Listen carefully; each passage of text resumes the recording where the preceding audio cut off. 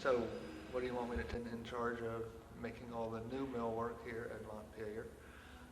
Some of the things I have here to show you are windows and hand railing.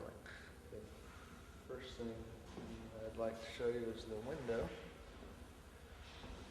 This is an exact replica of a window.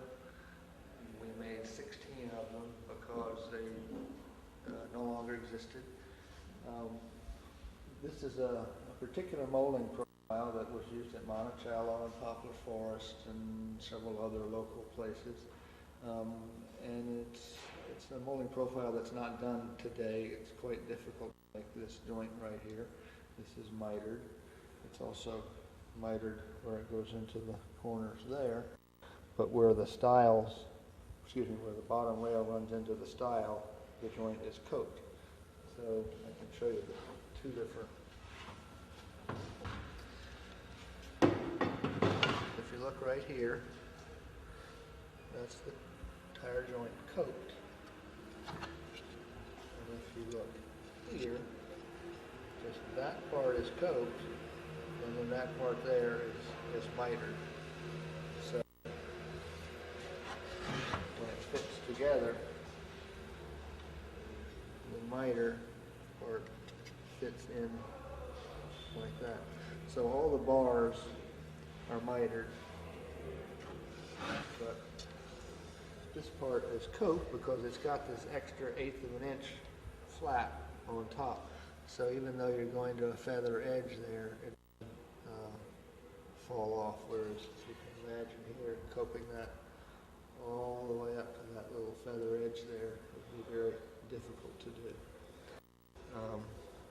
This is the cutter that goes in the shaper to do this, and it's a two-part cutter.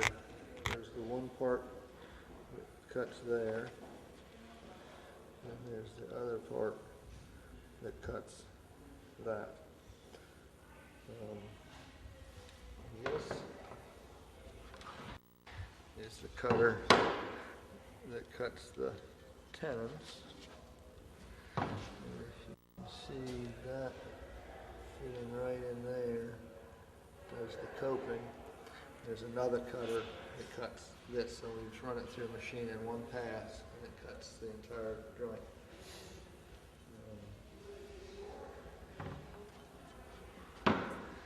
These are, and then another one there, and then the various knives that make them. We keep the knives bundled with a sample, so you can use them again. These are knives that were used for various moldings in the house. We made well over 100 different knives. This one is for a large door casing. These are different mold knives. You can see there's very large crown molds. You can see the same basic profile, just a tiny bit different. That's the same. But see, that bead and that bead are slightly different, and the OGs are slightly different. So the moldings were varied throughout the house. On the handrail, it's on a colonnade, on a wing decks, and it's held together with a hidden dovetail. You can see on this end the female part of the dovetail. I don't have a sample of the other part, but it's on here.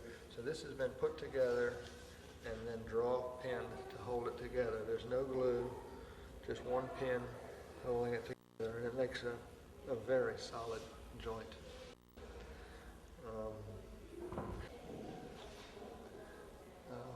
The hole in the tenon is offset from the hole going through the head here. So when the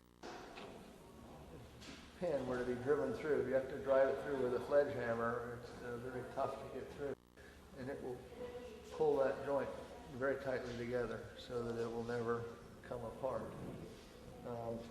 This is a door frame that's going in the basement where the quality was a little lower.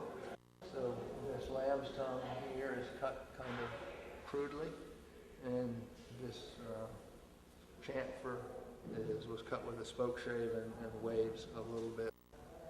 And the hand plane surface is wavy. I'm trying to make it look exactly like it looked in the basement.